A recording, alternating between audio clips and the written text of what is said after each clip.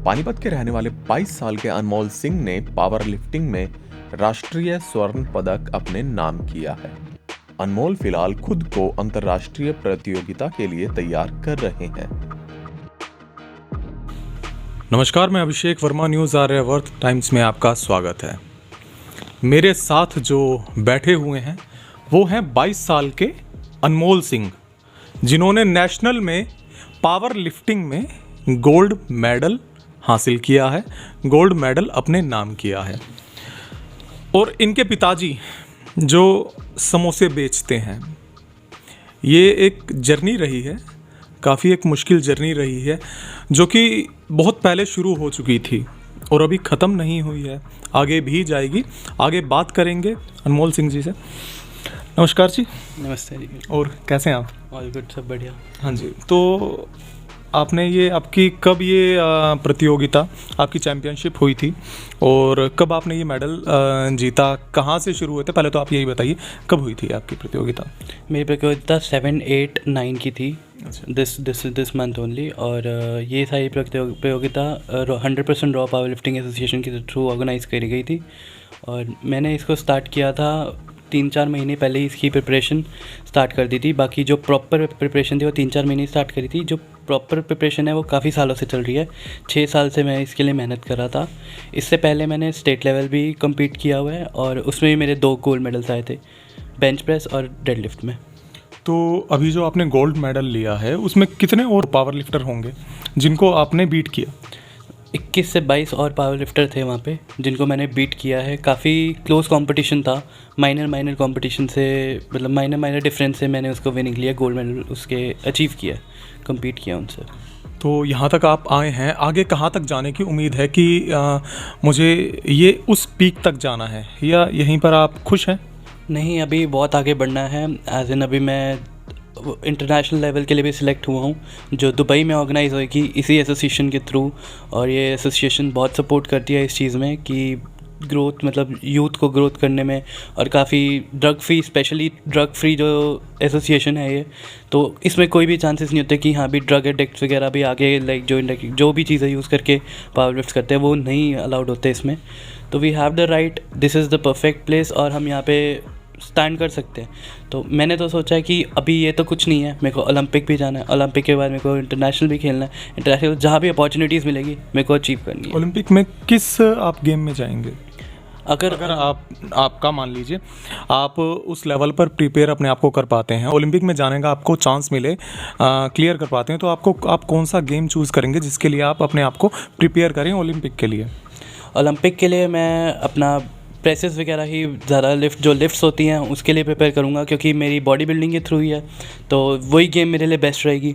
But I would refer कि अगर bench press और डेडलिफ्ट भी अगर इनमें ऐड हो जाए, क्योंकि बहुत सारे स्टूडेंट्स ऐसे हैं जो मतलब इतनी मेहनत करते हैं सिर्फ इन्हीं चीज़ के लिए, बट उनको कोई स्कोप नहीं मिलता आगे, कोई कुछ नहीं मिलता, लेकिन वो मेहनत करते हैं इसी सोच में कि हाँ भी कुछ ना कुछ उनको मिलेगा, कुछ ना कुछ होगा, बट नहीं हो पाता। तो आई वुड रादर रेफ़र कि अगर हो सके तो ओलंपिक्स में भी ये ऐड होना चाहिए, क्योंकि ये बहुत scoping in trend as well, बहुत स्कोपिंग गेम है जो इन फ्यूचर बहुत ज़्यादा एक्टिव भी होगी। जो यूथ है आज की, वो ये सोचते हैं कि हम जब किसी भी गेम में हम एंटर करें और तो हमें वो चांस मिले ना मिले, हम मान लीजिए वेट लिफ्टिंग में है, बॉडी बिल्डिंग में है, जो भी इस लाइन से रिलेटेड गेम्स हैं, जब यूथ इसमें जाती है तो उन्हें ये लगता है गवर्नमेंट की तरफ से हमें कुछ हेल्प नहीं हो पाएगी, हम जाएंगे भी तो कितना आगे चले जाएंगे, स्टेट तक, नेशनल तक, उससे आगे क्या जाएंगे, गवर्नमेंट नेशनल पे आने के बाद शायद ही मदद करे, वो चीज़ें देखने को मिलती हैं, कई बार ऐसा होता है। तो ये भी एक कहीं ना कहीं डीमोटिवेशन रहता होगा प्लेयर्स के लिए, ऐसा कुछ है क्या? हाँ, बिल्कुल डीमोटिवेटेड रहते हैं कि नेशनल्स के बाद उनको क्या स्कोप मिलेगा आगे, कोई गवर्नमेंट स्टेप फॉरवर्ड करेगी नहीं करेगी, या कुछ भी जो भी रिज़ल्ट होगा। बट जो एसोसिएशंस हैं वो भी, जो ट्रस्टेड, जो बिल्कुल रजिस्टर्ड एसोसिएशंस हैं, वो इनको काफ़ी ज़्यादा सपोर्ट करती हैं। कि किस तरह से सपोर्ट? जैसे ये लोग आपको सिलेक्ट कर लेते हैं नेक्स्ट लेवल के लिए, और ये आपको रजिस्टर्ड कर देते हैं, आपकी सब चीज़ें डिटेल्स डाल देते हैं और आपको फ़ॉरेन भेज देते हैं, जस्ट बिकॉज ताकि आप कम्पीट कर सको वहाँ जाके भी और इंडिया को रिप्रेजेंट कर सको। ये करती है गवर्नमेंट्स, लेकिन इतना इशू नहीं करती। मे बी गवर्नमेंट जब हम वर्ल्ड लेके आएँ, लाइक इंटरनेशनल लेवल पे जब हम खेलें, तो मे बी गवर्नमेंट शायद इतनी जागरूक हो जाए कि यही है कि हमारे यहाँ पर जब भी कोई खिलाड़ी है, जब बड़े लेवल पर जाकर वो जीतता है, उसके जीतने के बाद उसको अपॉर्चुनिटीज़ दी जाती हैं। जीतने से पहले अगर उसको दे दी जाए, कहीं ना कहीं ये बात सही है कि खिलाड़ी जब तैयार हो रहा है उस वक्त उसकी मदद की जाए। बिल्कुल बिल्कुल होना चाहिए, क्योंकि कुछ खिलाड़ी ऐसे भी होते हैं जिनके फैमिली सिचुएशंस इतनी अच्छी नहीं होती कि वो अफोर्ड कर सके प्रॉपर डाइट, या प्रॉपर गाइडेंस नहीं मिलती उनको, तो वो काफ़ी पीछे रह जाते हैं इन चीज़ों में। उनको लगता है हम बहुत कुछ कर रहे हैं, बट वो कुछ भी नहीं होता। उनको प्रॉपर गाइडेंस मिले तो वो आज कहाँ के कहाँ पहुँच जाए। एक और चीज़ कि जब खिलाड़ी खेल के लिए अपने आप को तैयार करते हैं, कहीं ना कहीं उनका एक जो केंद्र है वो अपने केंद्र से हट जाता है। मतलब जो उनका फोकस है वो वहाँ से हट जाता है। वो इस चीज़ को शो ऑफ करते हैं कि मेरे पास बॉडी है। ये भी बात कहीं ना कहीं है सच।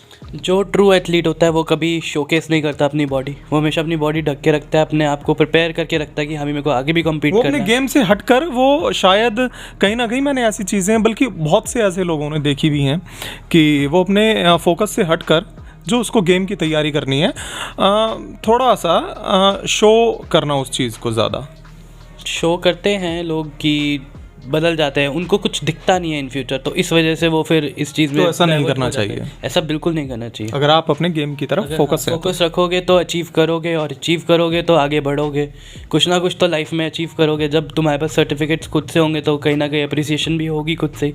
Just be neutral, be ground to earth. Steroids की बात आए जब, तो ये कहाँ तक सही है?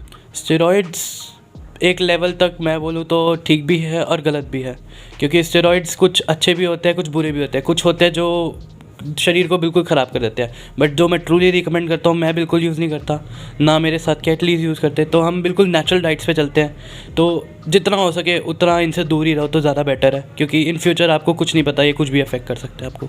खाना कैसा, आप किस तरह का खाना खाते हैं? आपकी क्या डाइट रहती है? मतलब मेरी डाइट वैसे इतना एक्सपोज नहीं करनी चाहिए, बट ठीक है, मेरी ड्राई हाँ, फ्रूट, मतलब थोड़ा बहुत, ज़्यादा नहीं। ड्राई फ्रूट्स पे मेरा ज़्यादा फोकस रहता है। देसी घी की चीज़ें होगी, दूध हो गया, मक्खन हो गया, ये सब कुछ जब मेरी लिफ्ट से दो मतलब तीन ये बॉडी जो आपकी फ़िलहाल है वो देसी खाने से है? देसी खाने से बिल्कुल। नॉन वेज हो गया, प्रोटीन डाइट प्रॉपर रखनी होती है, और जितने न्यूट्रिएंट्स हो सकते हैं वो सारे अवेल करने होते हैं, फ्रूट्स वगैरह सब कुछ। लेकिन कुछ फ्राइड्स नहीं, सब कुछ दिल मारना पड़ता है, सब कुछ जो मन करता है मिठा भी खाने का वो भी नहीं खा सकते। तो अच्छा, आप नहीं खाते? अगर कभी मन करे, आपके सामने समोसे रखे हैं, कोई भी चीज़ ऐसी रखी आपकी पसंद की, तो आप नहीं खाते? नहीं, जब मैं प्रिपेयर कर रहा था मैं बिल्कुल नहीं खाता। मैंने गेम्स के बाद खा लेते हैं? नहीं, गेम्स के बाद भी नहीं, क्योंकि एकदम अगर हम कुछ अडाप्ट करेंगे तो वो हमारा मतलब पेट में इफेक्ट करेगा और बहुत ज़्यादा प्रॉब्लम्स हो सकती हैं बॉडी में। गेम को क्लियर करने के, मान लीजिए आप बेंच प्रेस लगा रहे हैं या कोई भी आपका इवेंट है, कोई भी उसको आप कर रहे हैं, तो उसके रूल्स क्या रहेंगे? उसमें रूल्स एंड रेगुलेशन ये रहती हैं, फर्स्ट ऑफ ऑल आपके पास प्रॉपर आउटफिट होना चाहिए, जो मे बी कॉस्टली भी होता है, जो अफोर्ड नहीं कर पाता बच्चे, बट प्रॉपर कॉस्ट्यूम होना चाहिए उसके लिए। और 3 रेफरीज होते हैं जो हर एक मूवमेंट को देखते हैं। अगर आपकी हल्की सी उंगली भी हिल गई या पैर भी हिल गया तो वो लिफ्ट कैंसिल कर देते हैं, नो लिफ्ट बोल देते हैं। एंड उनकी बिल्कुल कमांड पे आपको लिफ्ट उठानी है। जब वो बोलेंगे लिफ्ट, प्रेस, रैक, तब बिल्कुल कमांड पे लिफ्ट उठानी है। अगर हल्का सा भी टाइम हुआ तो नो लिफ्ट हो जाता है। मतलब एक माइनर सेकंड की भी मिस्टेक्स वो 1 सेकंड में पकड़ लेते हैं। और हर का टाइमर चल रहा होता है हर बंदे का प्रिपेयर होने का, पीछे से प्रिपेयर होकर आता है बंदा, तो 30 सेकेंड्स में ही have to be on the stage for performing this lift. तो आगे आपकी उम्मीद जो है वो ये जो आपकी 100% रॉ है, इसी से है, एसोसिएशन से, या आगे आप चेंज भी कर सकते हैं, या और भी एसोसिएशंस हैं जो बड़ी हों इससे या छोटी हों, या ऐसा भी कुछ है क्या?